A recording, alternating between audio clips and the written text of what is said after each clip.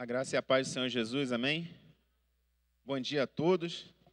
Já vou dar oportunidade para você cumprimentar a pessoa que está aí do seu lado, atrás de você, dar um bom dia, bem alegre, bem feliz, dar um sorriso.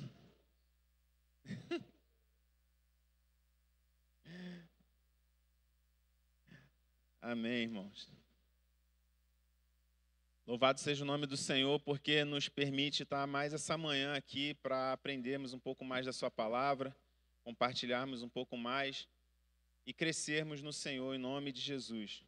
Eu vou pedir para a irmã lá na transmissão, já pode soltar aí para a gente a aula. Aula número 3, a lição número 3, fica na página 16. Dever do servo, ordem dada, ordem cumprida, do pastor Roberto Monteiro de Castro. Dever do servo, ordem dada, ordem cumprida. E nem fui eu que escolhi o tema, não fui eu que... Eu não tenho nada a ver com isso, nem olha para mim, porque é militar, não. Nem a foto ali do slide não foi nada eu, já veio da editora sim. Texto áureo, 1 Coríntios 15, 58. Vamos recitar juntos em nome de Jesus? 1, 2 e 3. Portanto, meus amados irmãos, sejam fortes e firmes. Trabalhem sempre para o Senhor com entusiasmo, pois vocês sabem que nada do que fazem para o Senhor é inútil. 1 Coríntios 15, 58. Amém. Objetivos da nossa lição nessa manhã.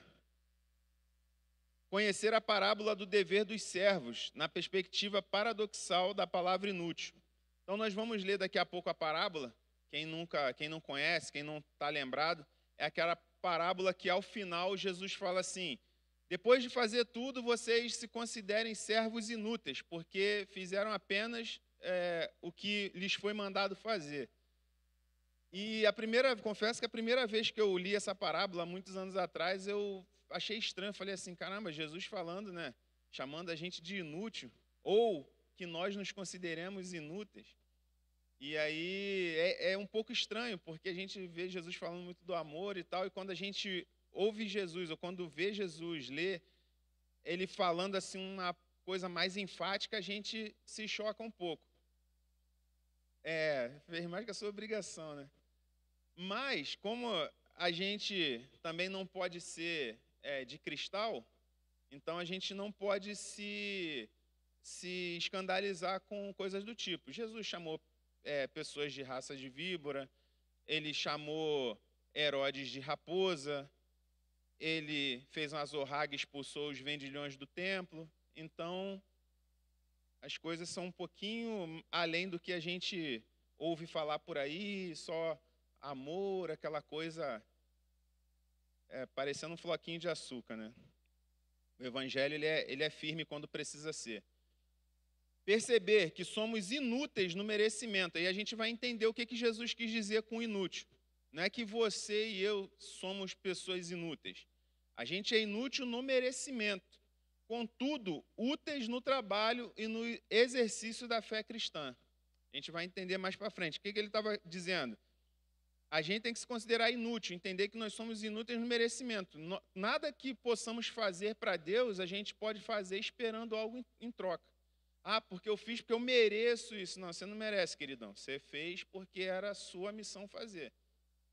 Mas Deus abençoa porque Ele é misericordioso, Ele é galardoador, Ele é bondoso, Ele é um Pai bondoso, amoroso. Tá?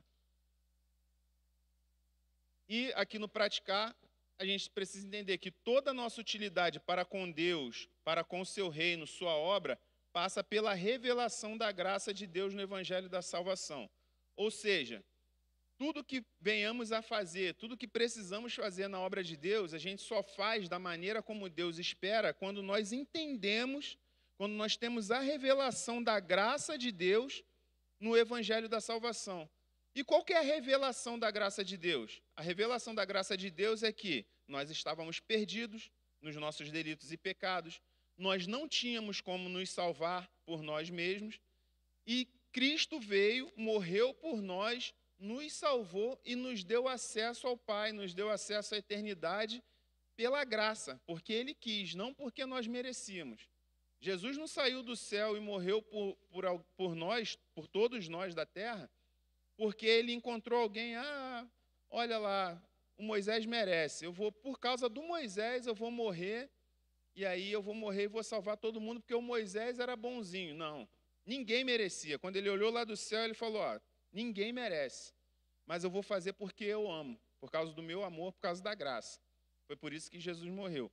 Quando nós entendemos essa revelação, essa realidade da graça de Deus no Evangelho de Cristo, o Evangelho da salvação, aí nós entendemos a nossa utilidade para com Deus. Amém, irmãos? Nossos textos bíblicos inspirativos, nós não vamos ler o Lucas 17, 7 ao 10, porque a irmã Juliana já leu aqui na leitura do dia. Nós vamos ler só esses textos aqui de 1 Coríntios, que se encontra aí na revista, na página 17, tá?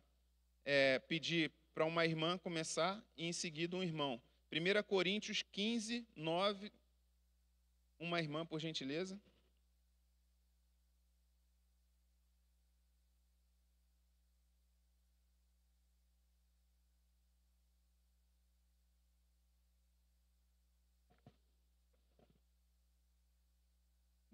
Um irmão.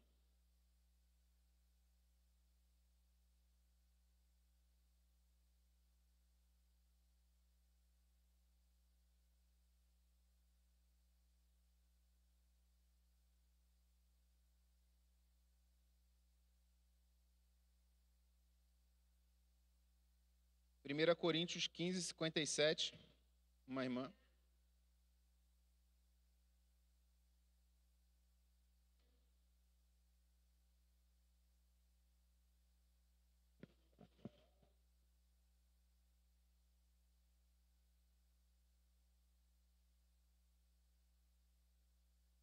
Amém. Vamos orar mais uma vez. Pai, em nome de Jesus, aqui está a Tua palavra, Senhor Deus.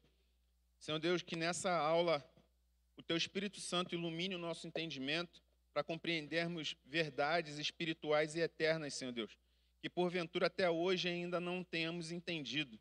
E que possamos, Senhor Deus, ser ministrados pelo Senhor, capacitados, impulsionados a Te obedecer, a fazer a Tua obra. Senhor Deus, com entusiasmo a cada dia, com os olhos voltados para o céu sempre, Senhor Deus. Ó Pai, eu repreendo nessa hora aqui, neste lugar, toda e qualquer distração, todo espírito de irreverência, Senhor Deus, que tenta roubar a atenção do Teu povo, Senhor Deus, e roubar a boa semente, Pai. Em nome de Jesus, fala conosco, Senhor Deus, em nome de Jesus, amém.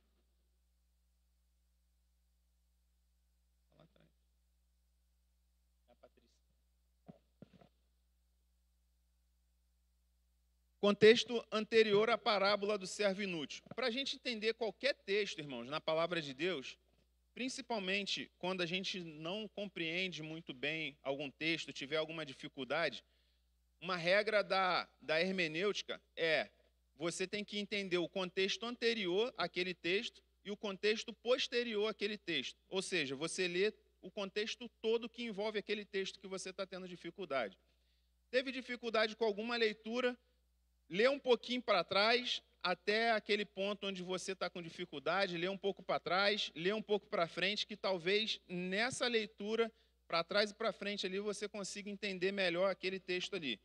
Então, para a gente entender essa parábola aí, vamos lá em Lucas, no Evangelho de Lucas, no mesmo capítulo 7, mas vamos ler a partir do versículo 3, vamos ler do 3 ao 6.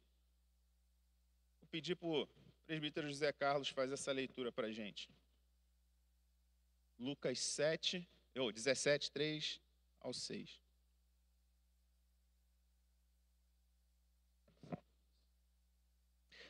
Tenha cuidado.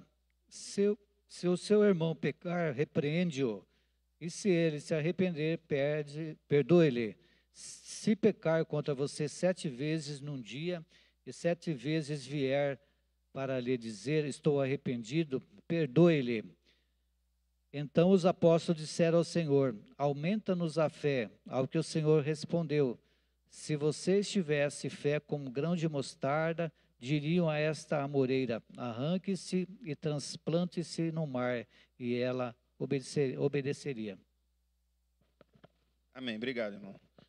Irmãos, digam para mim, o que está falando nesse trecho aí que o presbítero José Carlos leu para a gente, vocês certamente acompanharam aí na Bíblia de vocês. Sobre o que está falando ali? Fé. Mas o quê?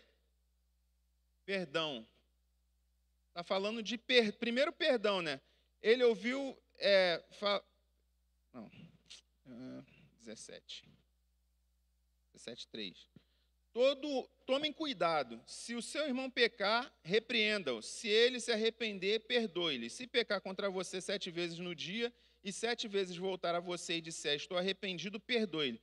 Olha como é que começa a conversa de Jesus com os apóstolos. Ele está falando de perdão. Quando ele fala de perdão, os apóstolos falam assim, Senhor, aumenta-nos a fé. Aí você fala assim, ele está falando de perdão, aí daqui a pouco os apóstolos falam para aumentar a fé. Aí Jesus fala, ó, se vocês tiverem fé do tamanho de um grão de mostarda, vão dizer para essa moreira, transplante-se daqui, lança-se ao mar, para o monte, sai daqui, se lança no mar, enfim. Aí ele começa a falar de fé. E logo em seguida, ele fala a parábola do servo inútil. Ele fala, qual de vocês, que tendo um servo que está no campo e tal, e ele chegando em casa, você fala assim, não, janta primeiro e depois você me serve. Primeiro você vai mandar ele te servir e depois ele vai se servir e tal. E ele não pode dizer, se gabar dizendo, nossa, eu fiz algo tremendo para o meu senhor. Não, ele fez só o que era previsto para ele fazer. Quando a gente faz uma leitura assim, meio corrida, atabalhoada desse texto, parece que é desconexo, que não tem nada a ver com nada, mas tem tudo a ver. Jesus começa falando de perdão, irmãos. E os discípulos falam, Senhor, aumenta-nos a fé. Porque eles entendiam que para perdoar nesse nível que Jesus estava falando para eles perdoarem, eles precisavam de 2 coisas. Eles precisavam de fé para poder perdoar, porque eles percebiam neles uma fraqueza espiritual que não permitia que eles perdoassem naquele nível ali que Jesus estava exigindo. Então, falta de perdão, aqui nesse contexto, é fraqueza espiritual nossa, né? E uma outra coisa, se Jesus estava mandando eles perdoarem, é imperativo, é uma ordem. Ele não falou, talvez vocês perdoem, se vocês quiserem, perdoem. Não, ele estava falando, perdoa o seu irmão. É uma ordem minha como Senhor. Por isso que eles estavam falando, Senhor, aumenta-nos a fé. Porque para poder obedecer a Cristo, a gente precisa de fé. Só obedece quem crê. E aí eles pedem, Senhor, aumenta-nos a fé para eu conseguir perdoar. E aí ele falou assim, se você tiver uma fé do tamanho de um grão de mostarda, vocês não vão conseguir apenas perdoar, vocês vão conseguir mandar esse monte se transportar para o mar e ele vai. Então Jesus estava mostrando para eles que sim, precisa de fé, mas não é aquela coisa, eu sou super espiritual para perdoar. Não.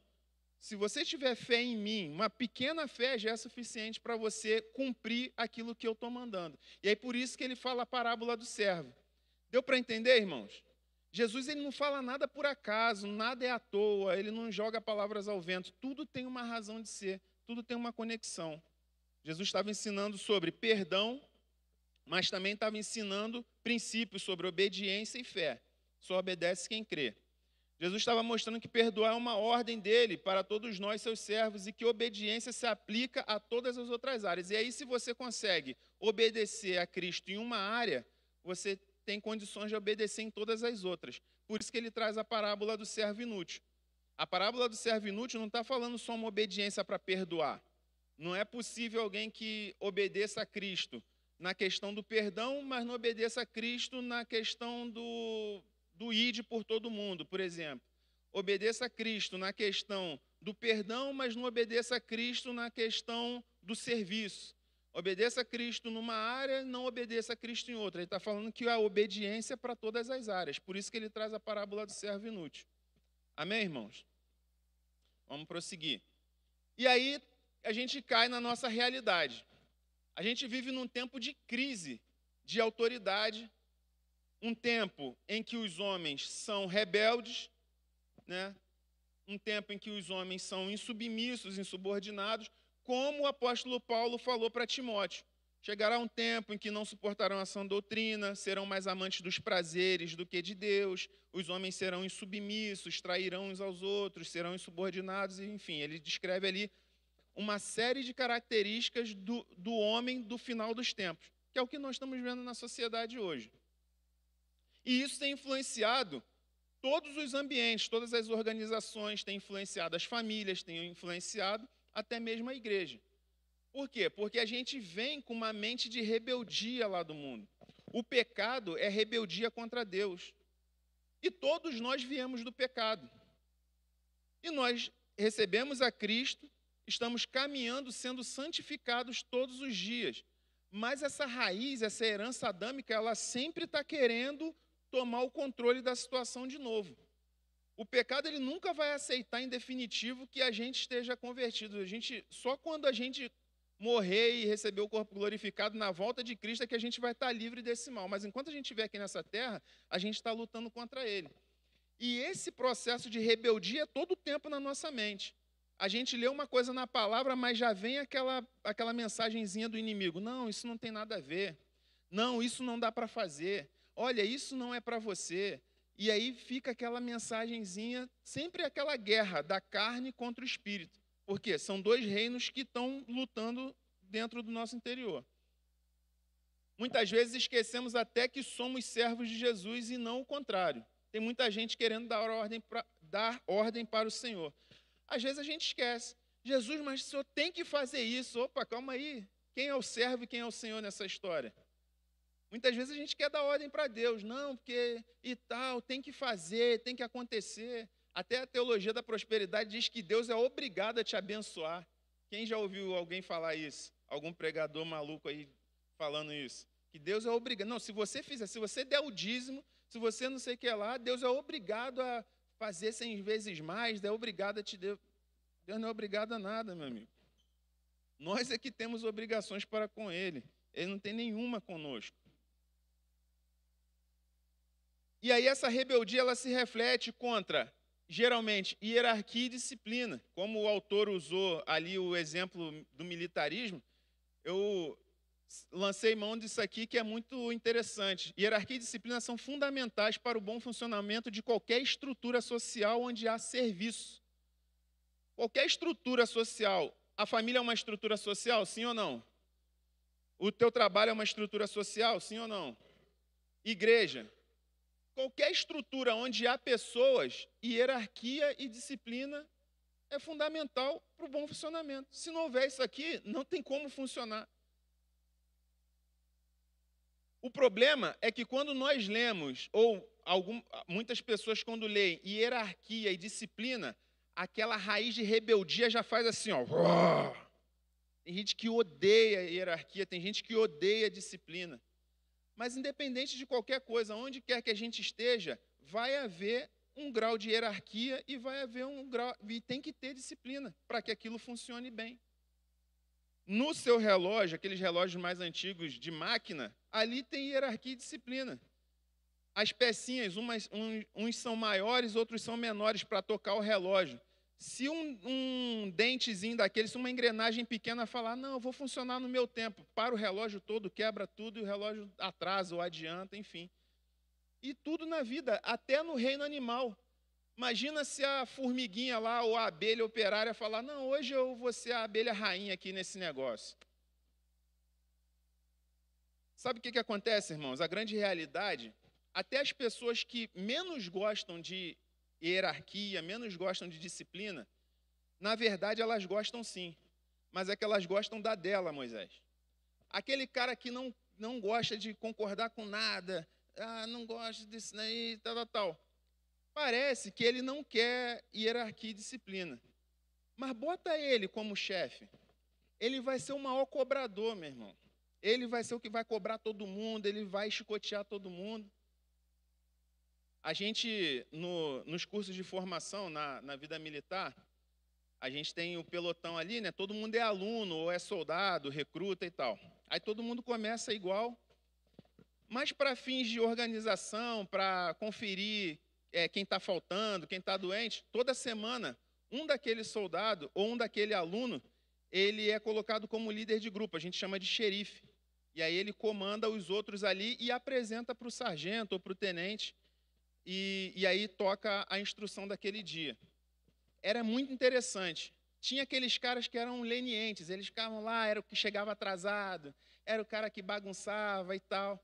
Quando ele era colocado como xerife daquela semana, que a responsabilidade caía sobre ele, pensa num cara que mudava, ô, você aí, não sei o que e tal.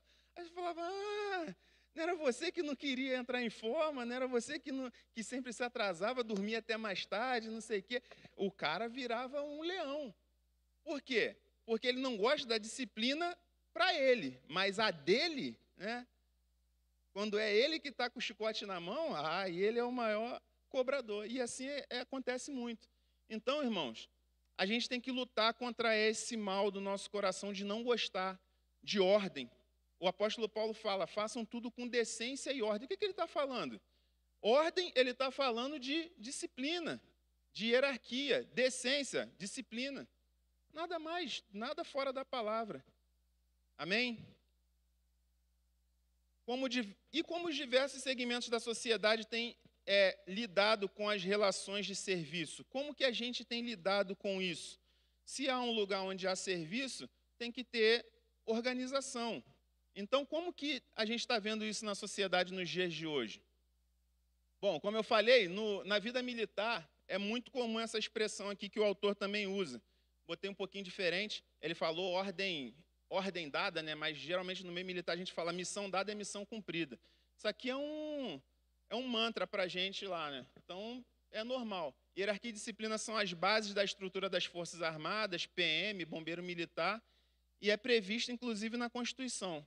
No artigo 142, lá da Constituição, que fala sobre as Forças Armadas, lá está, as Forças Armadas são instituições permanentes, baseadas na hierarquia e na disciplina, está na Constituição Federal. Se quebrar essas bases aqui, quebra a instituição. Mas então quer dizer, irmão, que lá não tem problema de disciplina? Claro que tem, por isso que tem os regulamentos. É feito de pessoas, todo lugar que é feito de pessoas vai ter problema. Na igreja tem problema, porque lá não teria, né? Nas empresas, muitas empresas têm adotado mudanças no tratamento dos funcionários. Hoje em dia não chama mais de funcionário, empregado, chama de colaborador ou chama de cooperador. Por quê? Porque parece que as palavras tomaram um termo pejorativo. Se você falar que é empregado ou funcionário, aí o cara se sente desprestigiado, aí tem que chamar de colaborador. Você não mudou nada, não mudou o salário dele, não mudou a função dele, você deixou de chamar de empregado, chamou de colaborador, o cara, agora não, sou colaborador. Ele se sente valorizado, é engraçado isso, né? Era igual quando eu morava lá, os irmãos já sabem, morava lá na Cidade de Deus. Então, favela, as favelas do Rio, aí veio um maluco lá e falou assim, não, agora não é favela mais não, agora é comunidade. Aí todo mundo, poxa, eu moro na comunidade, pô. Não mudou nada, não chegou esgoto lá, não chegou água encanada, não mudaram, não melhoraram nada, não asfaltaram rua, aí virou comunidade. Aí eu falei assim, porque mudou o nome e melhorou. Não, continuava a mesma favela que eu morava lá. Então, assim, às vezes as pessoas mudam as palavras para poder, e às vezes dá um efeito, realmente na empresa, às vezes muda o nome ali, o cara se sente mais valorizado e tal, mas na verdade é que ele não quer se sentir como funcionário de alguém, ele quer se sentir colaborador. Eu sendo colaborador, eu colaboro mais. Mas se eu for funcionário, não. O cara é meu patrão, vou fazer só o básico aqui e tal. Nas famílias, cada membro da família tem um papel definido no funcionamento dessa estrutura. Podemos ver em vários versículos, mas em Efésios 5, 22 ao 6, 4, temos lá, os maridos tratem sua esposa de tal maneira, esposas façam em relação ao seu marido, à sua família, aos filhos, façam assim, assado. Está lá, está escrito. Mas o pecado, como eu falei, que é esse sistema de rebeldia contra Deus, ele rejeita esse modelo estabelecido por Deus desde a criação do mundo. E isso é uma das marcas dessa rebeldia.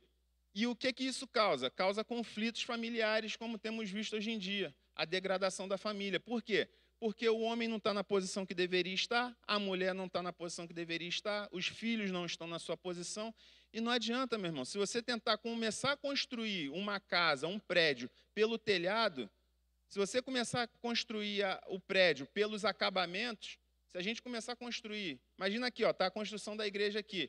Não, vamos primeiro botar o piso, vamos primeiro botar o som, botar a bateria ali dentro, depois a gente constrói a parede, depois a gente constrói a base, a fundação. Vai cair, vai ruir. Então existem bases, a família foi estabelecida por Deus e tem base. Então cada um tem um papel ali, tem um serviço ali. E a gente precisa entender isso muito bem. E na igreja? Infelizmente, essa tendência tem influenciado até mesmo a igreja. Apesar de conservarmos muitos valores que a sociedade já não conserva mais, a gente tem muitos valores aqui que a sociedade despreza hoje em dia. Mas na igreja a gente ainda percebe um pouco isso, dessa coisa de não querer se adequar a certas exigências, a certas disciplinas, doutrinas que tem no meio da igreja. Tá? Graças a Deus, essa igreja é uma igreja muito saudável, mas temos visto aí, Brasil afora, os problemas que tem dado. Se a gente abrir a internet, a gente vê muitos problemas e muitos arraiais por aí. Mas a gente tem que ter o entendimento que nós somos membros do corpo de Cristo, com dons e talentos, precisamos servir uns aos outros. Cada um aqui tem um talento que Deus deu, tem uma capacidade que Deus deu. Ninguém é inútil na obra de Deus. Ninguém faz muito ou faz pouco. Todos são importantes para o Senhor e todos são importantes no corpo. Basta a gente encontrar o nosso lugar no corpo. Muitas vezes a gente não está satisfeito ou a gente não está servindo como deveria porque a gente não encontrou o nosso lugar no corpo. Quando a gente encontra o nosso lugar no corpo, aí você deslancha. Amém? Nessa lição vamos estudar o paradoxo, ou seja, uma coisa que parece ambígua, da utilidade versus a inutilidade nessa parábola do servo inútil. E o primeiro ponto aí, o dever dos servos. Por que Jesus utiliza a figura do servo para exemplificar como deveríamos agir? É óbvio, porque o servo serve. Por que ele usou? Ele queria falar de serviço, de servir uns aos outros, de fazer o que é previsto. Por quê? Porque o servo serve. O servo ele não ia ser exigido, muitas vezes, na casa do seu senhor, para ser um grande administrador, a não ser quando ele encontrava um talentoso, como foi José no Egito. Potifar identificou naquele servo, no meio de um monte de outros servos, ele falou, esse moleque é bom, esse moleque tem uma capacidade de gerenciar, ele sabe ler, ele sabe fazer conta, e botou ele como o líder dos outros. Mas, geralmente, o servo não vai ser exigido que ele seja o administrador de tudo. Para isso tem o Senhor. E é por isso que a igreja tem um Senhor, ele tem a cabeça. Por isso que ninguém é o dono da igreja. A igreja tem o cabeça, que é Jesus Cristo. Todos nós somos membros do corpo, cada um com a sua função. Sim ou não? E aí Jesus está mostrando ali também como deveria ser a nossa atitude em relação ao corpo de Cristo. Ele já estava dizendo, o Senhor aqui sou eu. É como na parábola do servo inútil, ele estava querendo mostrar quem era o Senhor e quem eram os servos. O Senhor ali era ele.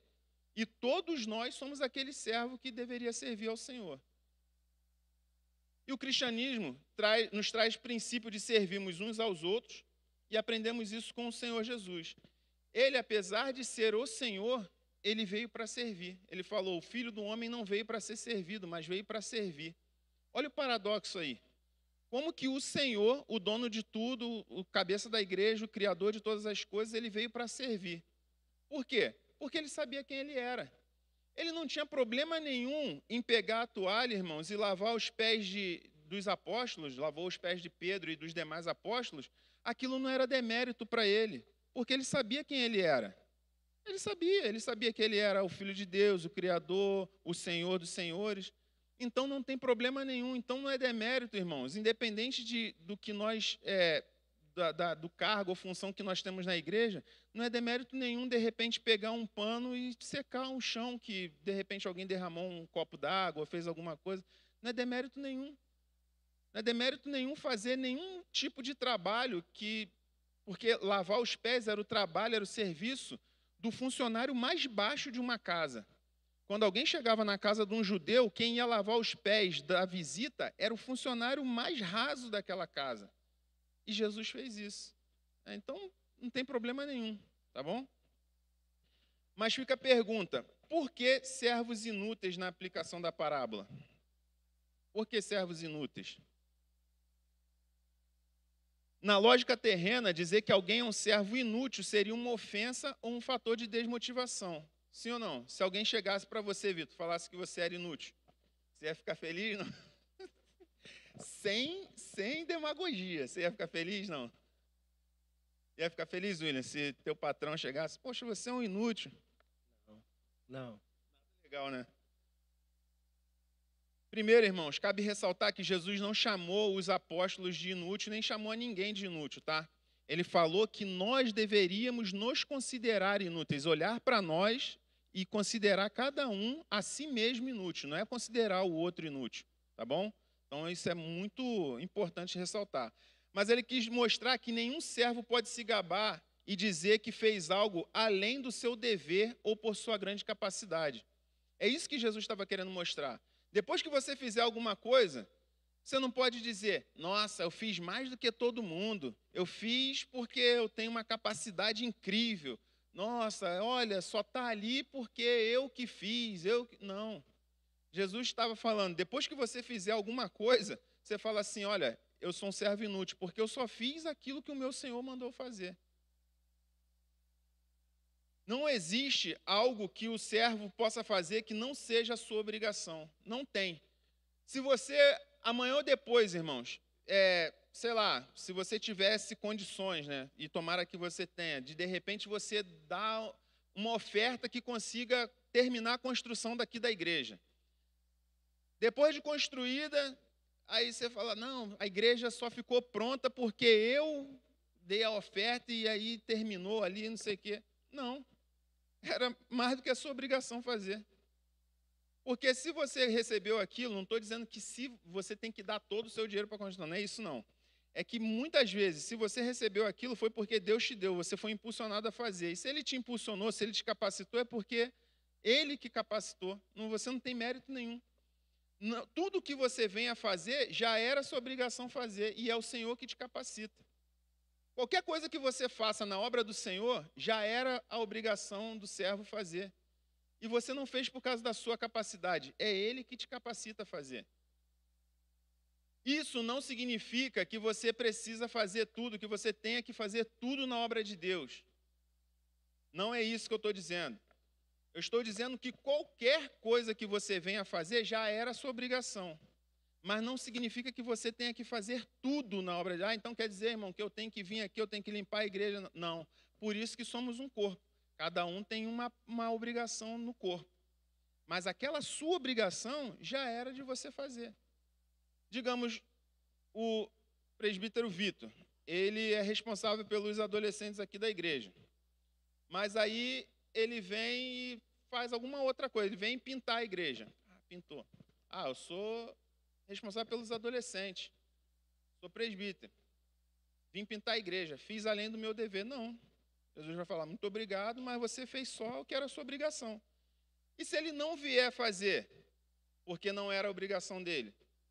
Não. Alguém que tinha a obrigação de fazer, vai fazer, mas também não é porque ele fez que fiz além do meu dever. Não. Ele fez, amém, foi pela obra, foi por Cristo. Cristo capacitou ele para fazer, deu saúde a ele para fazer. Ele fez. Ele não pode se gabar por isso. Amém, irmãos?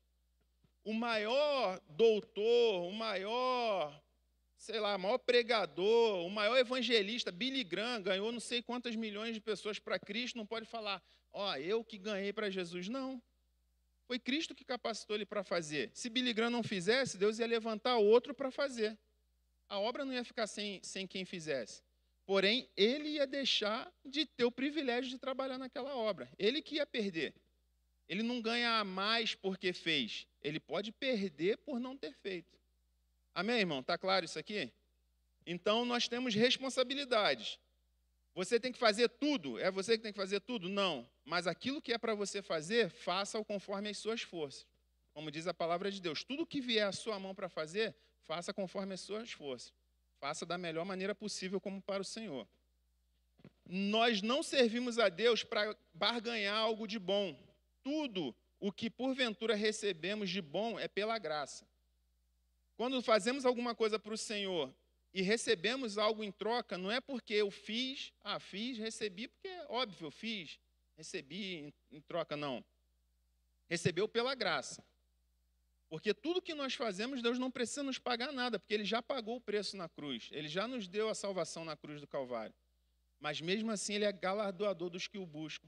Ele nos abençoa. Por quê? Porque Ele tem prazer em abençoar os seus servos. Estamos cientes da nossa missão de servir sem buscar a glória humana? Sim ou não? Pode falar, Vitor.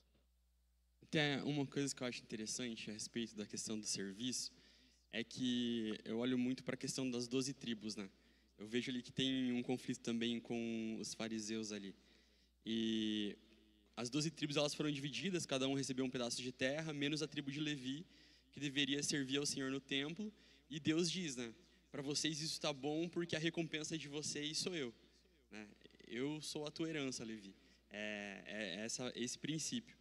E quando a gente olha muitas vezes para o serviço, seja em casa, porque em casa também é assim, né? Às vezes a gente lava uma louça lá, faz alguma coisa e a gente espera, poxa, minha esposa deveria, né, me agradecer, me aplaudir por isso, mas na verdade não, eu moro naquela casa. Então, acho que o princípio do reino também é a mesma coisa, né? Você mora, você pertence a esse reino, você pertence ao reino de Deus. Então, se você não fizer a sua parte, vai exigir que outro faça, né? E a gente tem essa questão de recompensa, de olhar e pensar, ninguém me agradeceu, ninguém me aplaudiu, ninguém reconhece, ou até mesmo tem aquela mentalidade, se eu estivesse trabalhando no sábado e no domingo também, tipo, talvez eu estivesse construindo uma casa, tivesse mais dinheiro, se eu estivesse, tipo, olhando para o meu conforto, mas a gente não pensa que, tipo, essa questão de trabalhar no reino de Deus não é simplesmente a expectativa de uma recompensa, mas é um privilégio você morar nessa casa. Assim como morar na minha casa, eu e a minha esposa, é um privilégio morar ali, por mais simples ou mais humilde que seja. Então é uma das coisas que eu vejo, assim, tipo, aquela expectativa da recompensa. E quando eu olho para essa parábola, eu também vejo uma questão de Jesus querendo confrontar o coração dos discípulos. Porque eu vejo também que ali, um pouco antes, tem uma questão ali deles serem ofendidos, xingados, humilhados. Então ali talvez eles, não, olha, eu estou fazendo uma coisa muito boa aqui, cara. E às vezes acontece isso. Às vezes, tipo, eu né, como cuido de adolescente, às vezes eu estou lá incentivando, falando, não, segunda-feira tem esse trabalho aqui, aquele outro para fazer. E às vezes a gente vê, tipo, literalmente os pais, mas por que você passa tanto tempo na igreja? Por que, tipo, você passa tanto tempo lendo a Bíblia? Cara, irmãos, eu já ouvi comentário de pais reclamando porque o filho estava lendo a Bíblia demais, estava ficando doido.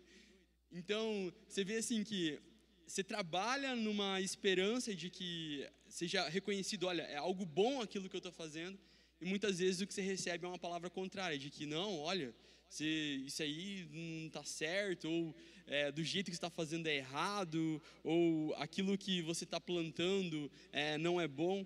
Então, às vezes, essa frustração, né, de você fazer um trabalho bom e o mundo lá fora falar, não, é manipulador, como é que fala? Está fazendo só por dinheiro, está enriquecendo o pastor, está enriquecendo a igreja. Às vezes a gente espera que a gente receba um elogio, olha só como os cristãos fazem algo bom, né, pela sociedade, e na verdade a gente recebe o contrário, que é só, muitas vezes pancada ou ofensa ou algo nesse sentido. Então, eu vejo também que é uma questão dos discípulos ali esperando que os fariseus reconhecessem, olha só, o que a gente está fazendo é bom, é o Messias, e o que eles recebiam era pancada, olha, demônio, serve, né, tudo que é errado, está em conflito com aquilo. Então, tipo, eu vejo também uma questão de a gente como liderança, ou até mesmo como servo do Senhor, olhar e não esperar uma recompensa do mundo, mas esperar que Deus seja a nossa herança, e não conformar o nosso coração, né, com as palavras contrárias ou as coisas ruins, né? Não esperar, tipo, porque eu vejo que, tipo, quando você espera algo bom e vem algo ruim, parece que está recebendo pedra por pão, né? Então é um conflito bem grande. É uma das coisas assim que eu sinto muitas vezes, dessa falta ou de uma expectativa muito errada, de uma resposta do mundo ou de outras pessoas, e até mesmo a questão de contaminar o coração. Porque às vezes está querendo ali que reconhecimento, algo nesse sentido, e você não vai receber, né? É porque Deus não trabalha com a lógica humana, né? Então, às vezes, a recompensa que a gente recebe por ter feito algo na obra de Deus, o pastor Marcos A recompensa ela é espiritual e às vezes a gente não tem percebido. Às vezes você está fazendo algo para o Senhor, igual o Vitor está plantando hoje. Ele ainda não tem, está vindo aí o baby, né? Mas ainda não tem filhos. O que ele está fazendo pelos filhos dos outros, ele pode receber e certamente vai receber muito mais no futuro, porque Deus é galardoador. Então, assim, a gente às vezes faz e querendo ver o resultado na hora, a gente quer ver o resultado muitas vezes material e muitas das vezes a gente só vai ver o resultado daquilo no futuro e às vezes é uma recompensa muito mais espiritual do que meramente material, né? E só um outro testemunho, isso aí é uma experiência que eu tenho, inclusive eu e a Cris, é que a gente tá praticamente a semana inteira na igreja, se vier de segunda a sexta, você vai ver a gente aqui. E uma das coisas agora, a Cris no final do ano, ela perdeu o emprego, né? Ela tá grávida, então a gente vai ter o primeiro filho, a renda diminuiu pela metade, e numa expectativa ali, pensa, irmãos, é uma coisa assim que você pensa, cara, pô, se eu trabalhar mais durante a semana, conseguir um segundo emprego, talvez eu consiga recursos para sustentar minha casa e tal. Você fica pensando nisso. Mas até em uma oração, daí que veio essa questão da tribo de Levi, eu estava orando ao Senhor e Deus me levou àquela palavra e Ele falou, mas quem te sustenta sou eu. A tua herança sou eu, tipo, eu cuido da tua casa. E já nesse primeiro mês em que a Cris, ela tá sem o emprego, sem o salário e tal, cara, tipo, realmente a minha renda aumentou, deu para quitar as contas e milagrosamente parece que as contas diminuíram. Então, tipo, nessa questão é muito uma questão de confiança em Deus. A gente espera, tipo, vou trabalhar, porque eu vou trabalhar tipo a semana inteira e fazer as coisas na igreja, se eu posso fazer um extra como garçom, como Uber ou qualquer outra coisa. Mas eu entendi que, cara, é Deus mesmo quem vai me sustentar. Então, no serviço da obra é um privilégio, eu gosto muito do que faço, mas também é muito recompensador porque é Ele que está me cuidando. Então não vai me faltar, né? Não adianta trocar as coisas de Deus pelas do mundo, porque é Ele que me sustenta, é só isso. Amém. Amém. Aproveitando o gancho do irmão Vitor, e é verdade, porque as pessoas hoje eles andam muito equivocadas, achando que estão fazendo algo dentro da igreja, mas estão fazendo para o homem, né? Sendo que a Bíblia Sagrada fala que tudo que nós vamos fazer, o apóstolo Paulo e o apóstolo Tiago fala, né? Nós temos que fazer como se estivéssemos fazendo para Deus. E desse testemunho dele, eu sou prova viva, eu e minha esposa, Nelma, porque nós passamos o ano passado inteirinho correndo com o carro capengando, nós fazendo a obra de Deus. Eu vivo de salário mínimo. Em casa não faltou nada dentro de casa e nós dedicando a vida para Deus. Às vezes nós ia de ônibus, hoje mesmo estou com a perua do pastor porque ele emprestou, porque o meu carro não está bom. E nós vivemos de salário mínimo, nós ajudando as famílias, ajudando a comprar cesta básica para a família, não faltando nada, não devendo nada para ninguém, graças a Deus. E as nossas dívidas, tudo quitadinha. Então, quem faz a obra na nossa vida? Quando a gente dedica a vida para Deus, é o próprio Deus que nos supre. Então, amém. Eu sou testemunha viva disso, que graças a Deus não faltou alimento, não faltou roupa, não faltou calçados, não faltou nada. E amém. Nós sempre dedicando a vida para a obra do Senhor. Amém, meu irmão. Deus abençoe. Uma coisa, nós temos que parar de ser equivocados, né? Quando a gente faz a obra, abraça a obra de Deus, nós temos que parar de achar que estamos fazendo para o homem.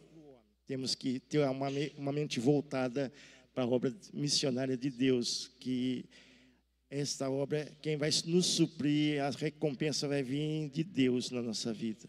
Amém? Amém.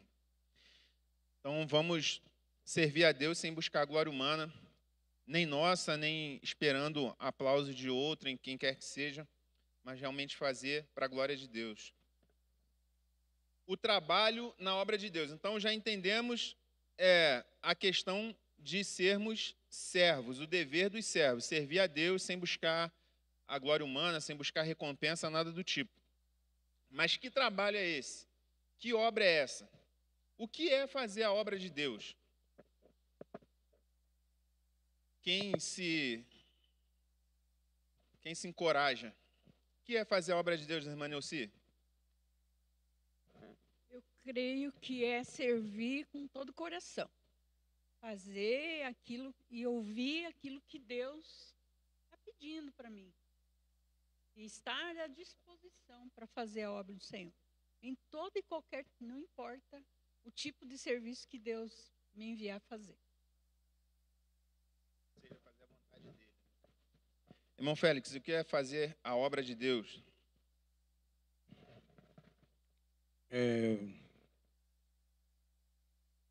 Eu penso que radica todo en la fe. La fe es la principal herramienta que tenemos los cristianos para hacer la obra de Dios, porque es lo que nos sustenta, nos da la certeza, la convicción de que lo estamos haciendo para Dios. Y tenemos que seguir acrecentando nuestra fe en Dios para poder hacer las cosas bien y estar en disponibilidad en todo momento para hacer la obra de Dios. Amém. Ou seja, se dedicar ao Senhor, fazer a vontade dele. Vamos ver o que a Bíblia diz sobre o que é fazer a obra de Deus? Por gentileza, abram aí no Evangelho de João. Vamos ler esses 4 textos aqui. João 6, 27 ao 29. Quem for encontrando aí, levanta a mão, por gentileza, para ler, que o presbítero Vitor vai alcançar aqui o microfone. João 6, 27, 29. Respondeu-lhe Jesus: em verdade vos digo, vós me procurais, não porque vistes sinais, mas porque comestes dos pães e vos fartastes. Trabalhai, não pela comida que perece, mas pela que subsiste para a vida eterna, a qual o Filho do Homem vos dará. Porque Deus, o Pai, o confirmou com o seu selo. Dirijam-se, pois, a ele perguntando: que faremos para realizar as obras de Deus? Respondeu-lhe Jesus: a obra de Deus é esta, que creias naquele por ele, que creiais naquele que por ele foi enviado. Amém. Então Jesus está falando uma coisa para os seus discípulos: não trabalhem meramente pela comida que estraga, pela comida que perece, mas pela comida que permanece para a vida eterna. Ou seja, não trabalhe simplesmente, o foco de vocês não seja essa vida, seja a vida eterna, que o Filho do Homem vai dar para vocês. Então perguntaram: o que precisamos fazer para realizar a obra que Deus requer? Jesus respondeu: a obra que Deus quer é essa, que creia naquele que ele enviou. Então, em primeiro momento, em primeira instância, fazer a obra de Deus é crer no Filho de Deus, naquele que foi enviado por Deus, que é Jesus. João 14, 12 ao 15. E o que vem a ser esse crer em Jesus? Ele vai explicar. Em verdade vos digo, que aquele que crê em mim fará também as obras que eu faço, e outras maiores fará, porque eu vou para junto do Pai. E tudo quanto pedirdes em meu nome, isso farei, a fim de que o Pai seja glorificado no Filho. Se me pedirdes alguma coisa em meu nome, eu o farei. Se me amais, guardareis os meus mandamentos. Amém. Então Jesus está dizendo: o que é crer nele? Se fazer a obra de Deus é crer em Cristo. E o que vem a ser a crer em Cristo? Ele falou: aquele que crê em mim fará também as obras que eu faço, e outras maiores fará. Então, aquele que crê em Jesus é aquele que faz as obras que Jesus faz. João 21, 17. E disse-lhe terceira vez: Simão, filho de Jonas, amaste-me? Simão entristeceu-se por lhe ter dito terceira vez: Amas-me? E disse o Senhor: Tu sabes tudo, que tu sabes que eu te amo. Jesus lhe disse: apacenta as minhas ovelhas. Então, naquele texto anterior que nós lemos, Jesus falou que aquele que crê em mim fará as mesmas obras que eu faço, e outras maiores fará, e aquele que me ama será amado de meu Pai. E aqui, João 21, 17, ele está mostrando o que é, de fato, o amar. O que é amar ele? Aí ele fala para João, que é apacentar as ovelhas dele. Disse Jesus, cuide das minhas ovelhas. O Pedro falou para Jesus, Senhor, tu sabes todas as coisas e sabes que eu te amo. Aí Jesus falou, se tu me ama, então apacenta as minhas ovelhas. Cuida das minhas ovelhas. Então, irmãos, é uma sequência. Fazer as obras de Deus é o quê? É crer em Jesus e imitá-lo. O que é crer em Jesus? Crer em Jesus é fazer as mesmas obras que ele faz. E o que são as obras que ele faz? Cuidar das ovelhas. João 13:34. Um novo mandamento vos dou, que vos ameis uns aos outros, como eu vos amei a vós, que também vós uns aos outros vos ameis. Que tipo de amor é esse que Jesus quer que nós amemos a Ele? Um amor obediente, Ele está dando uma ordem. Um novo mandamento vos dou, que se amem uns aos outros. Essa é a obra de Deus. Toda a dinâmica que envolve a Deus, irmãos, é sempre Deus e ao próximo. Amará ao Senhor teu Deus de todo o teu coração, de todo o teu entendimento e ao próximo como a ti mesmo.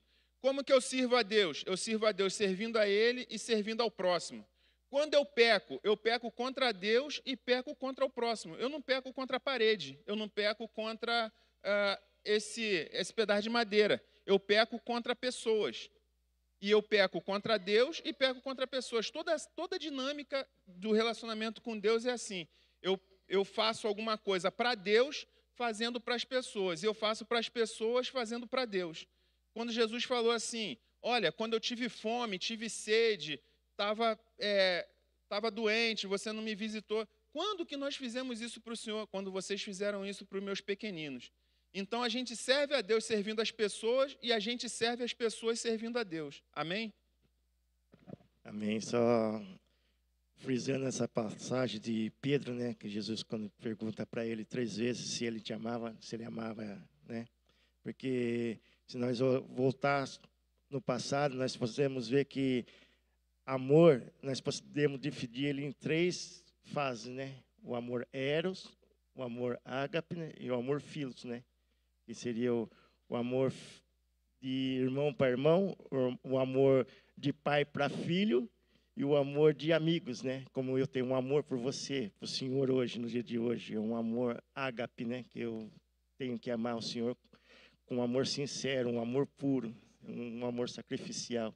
Então, nós temos que decidir essas 3 fases de amor, né? Porque muitas pessoas confundem. Às vezes, você chega para a pessoa hoje e fala assim, eu te amo em Cristo Jesus. Então, a pessoa já vai levar para um outro lado, entendeu? Não vai ter aquele amor ágape que você está falando, que você tem um sentimento de amor de irmão para aquela pessoa, né? Então, as pessoas confundem muito hoje.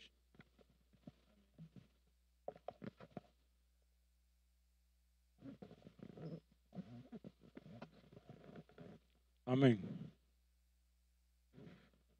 O amor ao prójimo, amor de hermano, amor verdadeiro, não um amor fingido, porque Deus sabe todas as coisas, Deus escudriña nosso coração. E é muito difícil chegar a ter esse amor em nosso coração hacia outra pessoa que naturalmente no pertenece a nuestra familia, pero Dios nos enseña que es necesario que amemos a nuestro prójimo como a nosotros mismos. Y es algo muy bonito obtener ese amor en nuestro corazón hacia nuestro prójimo, un amor de hermano.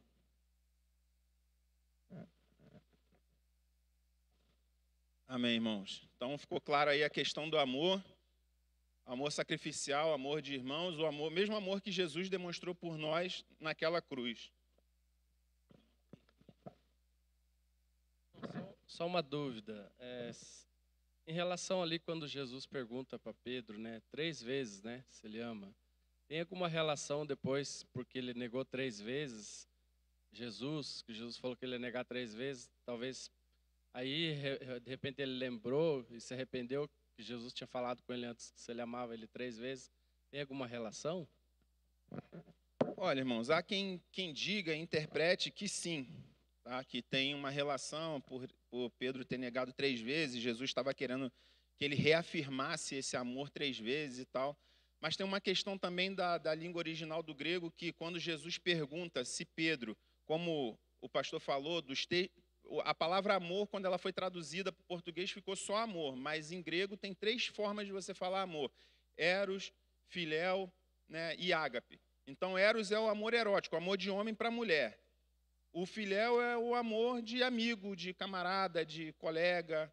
E tem o ágape, que é o amor sacrificial, aquele amor que é capaz de você dar a vida por alguém. Jesus nos amou com amor ágape. Só que quando Pedro, no original grego, quando Pedro responde ali, que Jesus pergunta: Pedro, tu me ama com esse amor sacrificial? Ele fala: Senhor, eu te amo com amor filéu.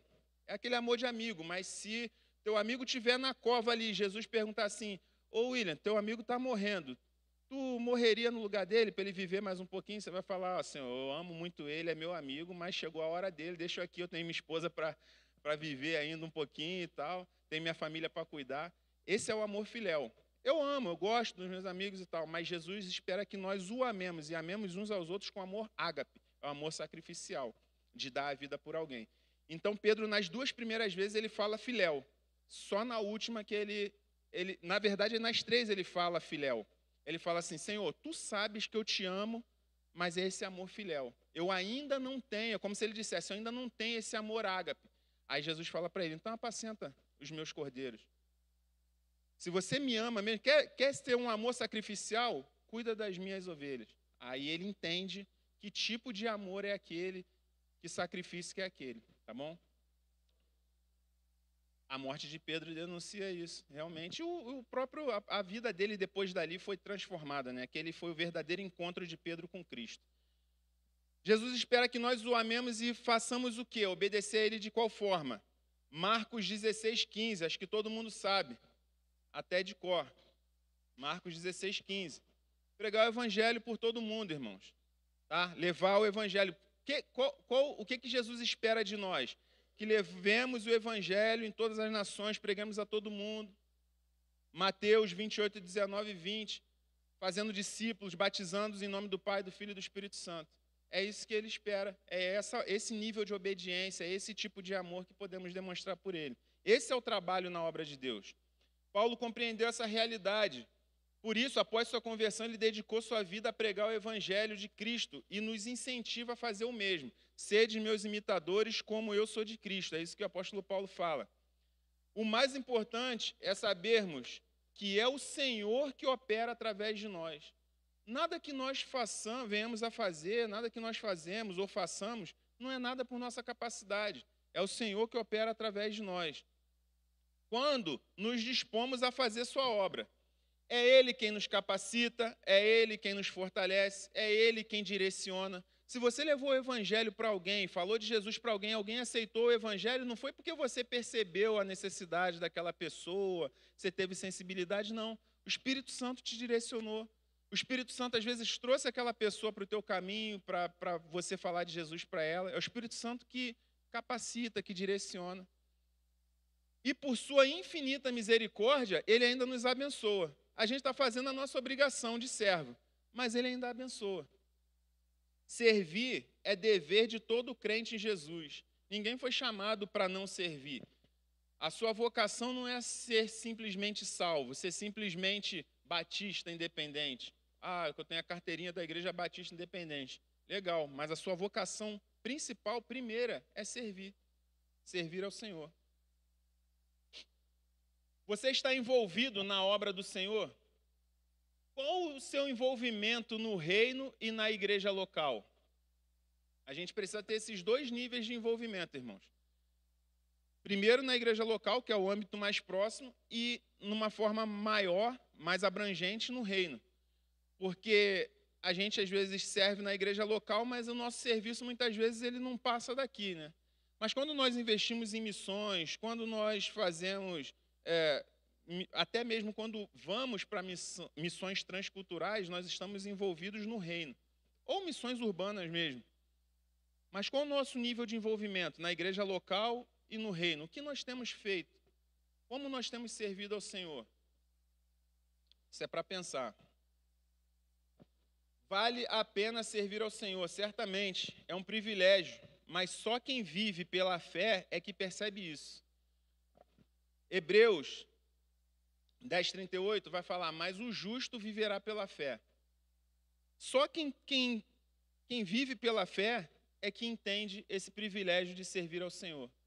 Como o Vitor falou, se for olhar para a situação humana, se for olhar só para a nossa condição humana, não tem muitos atrativos servir ao Senhor. Pensa nos apóstolos no primeiro século. Qual era a lógica, qual era a vantagem de anunciar o evangelho no primeiro século? O judeu te odiava, o romano te odiava. Se você fosse pego, poderia ser queimado, jogado na arena. Qual a vantagem de falar que Jesus ressuscitou? Os líderes judeus estavam falando assim, ó, não fala que esse Jesus ressuscitou. Nega ele, não pode ficar falando aí que o corpo dele desapareceu do túmulo. E eles falavam, eu não posso. A realidade, ela se impõe, irmãos. Eles não podiam deixar de falar do que eles tinham visto e ouvido. Não é isso que eles falam lá em Atos? Como poderei deixar de falar do que... Imagina, pensa numa situação, irmãos. Entra um leão agora ali nessa porta. Um leão, tal, e todo mundo se assusta, e não sei o que, o leão vem, sobe aqui, não sei o que lá, aí chama bombeiro, chama alguém, e aí eu não vou pegar leão nenhum não, e eu estou fora.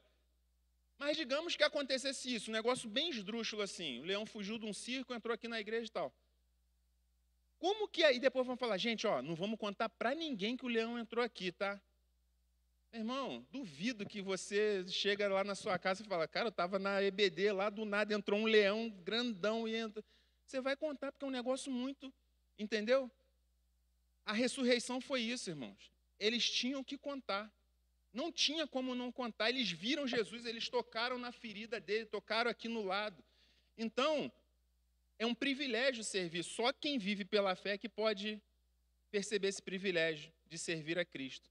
Mesmo que ele não te recompense financeiramente, mesmo que você sabe da eternidade, você sabe da salvação, você sabe da realidade do inferno. Como não servir a Cristo sabendo que você nasceu condenado para ir para o inferno, mas Ele quis te dar o céu? Como não falar, nossa, cara, você já antes de entregar sua vida para Jesus, você já estava sentindo o calorzinho assim, ó, no teu pé, o calorzinho da chama do inferno. Tinha uns que já estavam com os 2 pés lá dentro, né? Eu já estava com meio corpo já todo tostado. Quer dizer, acho que eu estava com o corpo todo queimado, né, no caso. E aí ele nos tirou da chama do inferno e nos colocou no céu. Como não servir a esse Deus? Como não ver que isso é um privilégio? Sabe? Mas só vive isso quem vive pela fé. No capítulo 11 de Hebreus, encontramos a lista dos heróis da fé, os homens e mulheres que serviram a Deus, mantiveram santo testemunho, enfrentaram lutas, como eu falei, e partiram salvos, andaram com Deus por fé. Eles entenderam o real valor de servir a Deus, mediante as maiores dificuldades, porque eles entenderam a eternidade, a realidade do inferno, a realidade da eternidade. E Paulo sempre incentivou os obreiros, as igrejas a se dedicar ao serviço no Senhor. Timóteo, sofre comigo, né, as lutas, as agruras de servir a Deus, do evangelista. E irmãos, trabalho para todos, certamente é um trabalho para você também.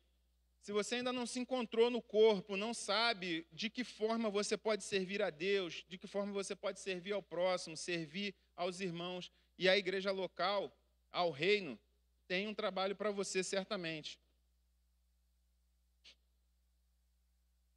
O mais importante é estarmos servindo a Deus com a motivação correta, com foco na eternidade, ciente que já recebemos o maior presente de graça, que é a salvação em Jesus Cristo. A gente não precisa de uma outra motivação. A gente não precisa de que alguém fale, olha, se você vier todos os dias do ano na igreja, no final do ano você vai receber um carro zero. Olha, se você der o seu dízimo, se você for fiel no dízimo, você vai receber 100 vezes mais. A gente não precisa disso. A gente basta saber que Cristo morreu por nós e nós temos a vida eterna. Amém? Estamos terminando aqui, irmãos. Qualquer outro objetivo que não seja servir a Deus pela graça que nos foi dada é carnal, é terreno e é maligno. Qualquer outro objetivo. Eu vou na igreja porque eu quero casar. É terreno, é carnal e é maligno. Eu vou servir a Deus porque por qualquer outro motivo. É terreno, é carnal e é maligno. O nosso foco tem que estar sempre na eternidade. E não pelo que vai vir, mas pelo que a gente já recebeu. A gente já recebeu a vida eterna. A palavra de Deus diz que nós já estamos assentados nos lugares celestiais. Pela fé, nós já estamos lá no céu. Nós já estamos assentados na boda, já tem nosso lugar lá nas bodas do Cordeiro. Você só não vai se você abdicar disso, se você abrir mão disso. Mas teu lugar já está lá marcado. Pode ser que no dia das bodas do Cordeiro tinha um lugar marcado para o fulano lá, fulano não está aqui, ele não quis vir. Ele não quis vir para essa festa das bodas do Cordeiro. Ele decidiu ir lá para as festas do bode, lá embaixo. Você pode afirmar que tem colocado a sua vida a serviço do Senhor? Se ainda não tem, se você não pode afirmar isso, se você não tem condições, se você tem dúvidas disso, ou se você quer se dispor, nós vamos orar nesse momento para que o Senhor nos capacite, nos direcione a fazer a sua obra. Amém? Pai, em nome de Jesus, tua palavra foi ministrada nessa manhã aqui. Senhor Deus, eu te louvo pela tua graça. Senhor Deus, que o Senhor levante, Senhor Deus, uma igreja operosa em obras, Senhor Deus. Que o Senhor levante uma igreja motivada em te servir, com a motivação correta, Senhor Deus, por amor a Ti, por tudo que o Senhor já fez e por amor ao nosso irmão, Senhor Deus. Ó Pai, que venhamos a servir uns aos outros, que sirvamos uns aos outros, Senhor Deus, com amor. Senhor Deus, amor ao próximo, amor a Ti, amor por tudo que o Senhor já fez por nós, por tudo que o Senhor tem nos dado, pela salvação, pela Tua graça. Senhor Deus, direciona meus irmãos, Senhor Deus, aqueles que ainda estão meio perdidos no corpo, que não sabem, Senhor Deus, o seu encaixe no corpo. Que o Senhor, que o Teu Espírito Santo direcione cada um a fazer aquilo que ele foi chamado para fazer, Senhor Deus. E que as nossas mãos não sejam remidas, que nós façamos com toda a nossa energia, toda a nossa força, com ânimo, com disposição, sem murmuração, sem contenda, Senhor Deus. Em nome de Jesus, Pai. Capacita a Tua igreja e assim, Senhor Deus, nós seremos efetivos, seremos, Senhor Deus, objetivos e certamente, Senhor Deus, seremos vitoriosos em tudo que fizermos aqui nessa terra, para a honra e glória do Teu santo nome, em nome de Jesus. Amém. Deus abençoe, irmãos, em nome de Jesus. Se você foi tocado por essa mensagem, não deixe de curtir esse vídeo.